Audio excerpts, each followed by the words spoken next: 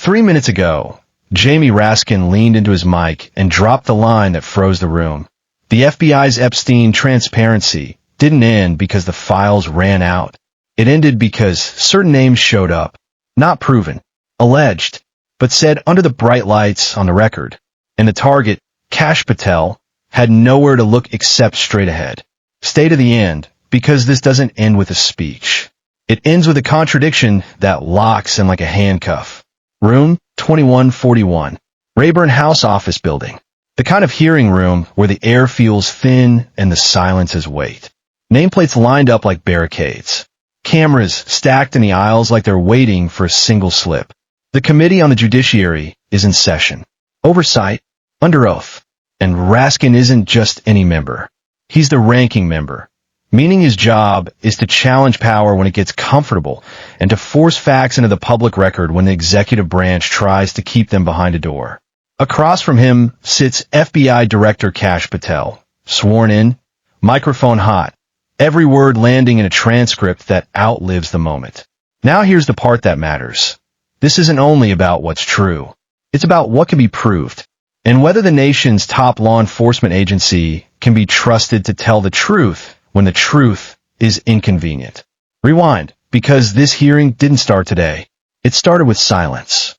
Raskin says he sent 8 oversight letters over 7 months. No response. Not we can't. Not we won't. Just nothing. That's the first open loop. Why ignore oversight unless the answers are dangerous? Then came the public posture shift, another open loop, and it's the one that haunts the entire hearing. Before Patel took the job, he's described as calling for full release of Epstein-related material, implying the reason it wasn't released was because of who's on that list. After Patel took the job, the public heard no further disclosure. But then, right when you think this is just political theater, Raskin plants the 2 questions he wants to force into daylight. 1. What changed between release it all and release nothing? 2. If the FBI has these materials, why are other committees reportedly obtaining key items from outside the Bureau? Now here's the part that matters. The stakes are not a headline. If the allegations are true, if documents were filtered to shield power, then oversight is meaningless, transparency becomes selective, and the FBI's credibility takes a hit that doesn't heal with press conferences. First rung, the pattern. 8 letters. 7 months. Nothing. Silence isn't an accident at that level. Silence is a method. The room feels it. Staffers start flipping tabs faster. Members shift in their chairs. Not because they're bored, because they're bracing. Now here's the part that matters. Silence is only useful when the truth is costly. Second rung, the warning label. Raskin drags the confirmation math into the light. 51-49. Not a landslide. A split.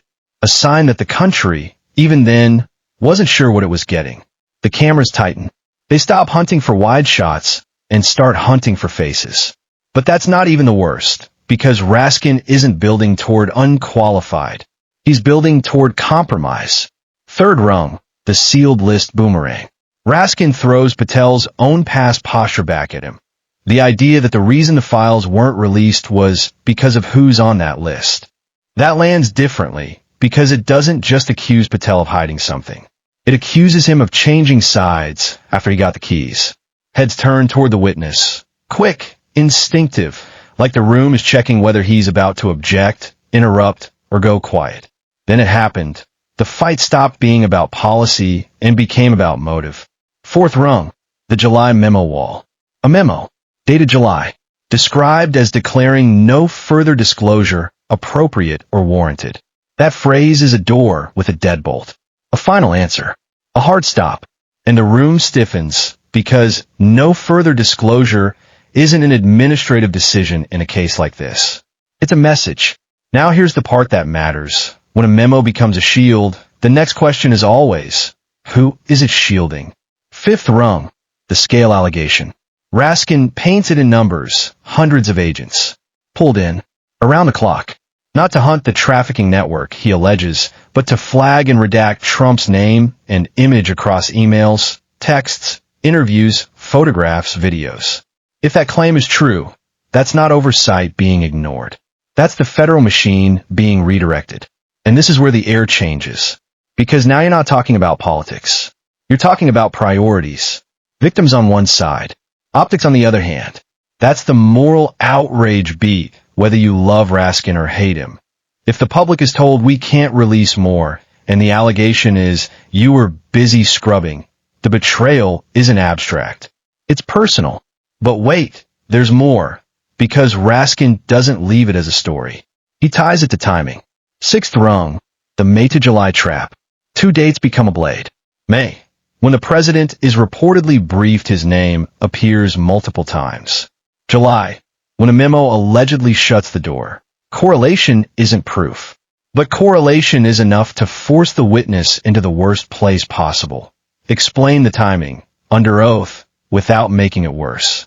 Right here, because the next exchange is where the hearing stops being a recap and becomes a corner. If you want more breakdowns like this, subscribe now, because these hearings move fast and the details get buried faster. And comment this. Do you think no further disclosure protects victims or protects a political class that's terrified of sunlight? Now the confrontation tightens. Short sentences. No breathing room. Because Patel's public posture creates a contradiction you can't unhear. He says he doesn't know offhand how many times Trump's name appears in the files, yet insists Trump is absolutely not implicated. Now here's the part that matters. I don't know the count, but I know the conclusion, and that is where Raskin's ladder becomes a lock.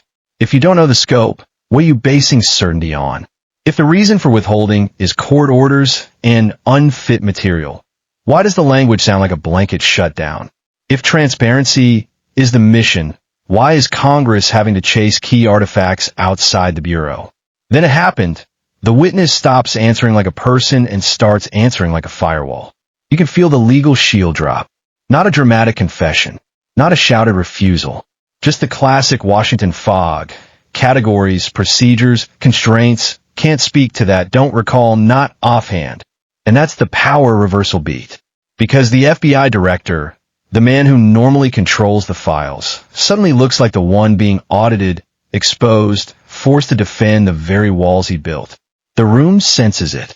Because once the gatekeeper becomes the question, every missing page becomes louder than any released page. So here's what the hearing leaves on the table. In plain terms, Raskin frames a pattern of non-response. 8 letters, 7 months, no accountability. Raskin alleges a flip on Epstein transparency, capped by a July memo that shuts the door. Raskin alleges an internal effort that prioritized identifying and redacting political exposure over pursuing broader networks. Patel's posture creates a central tension. Uncertainty about specifics paired with absolute certainty about implications. And the next fight won't be rhetorical. It will be subpoenas, document drops, and what finally gets forced into daylight. What happens next is simple, and it's brutal. Either documents get released, or the pressure campaign escalates. Either Patel clarifies the record, or the record clarifies him.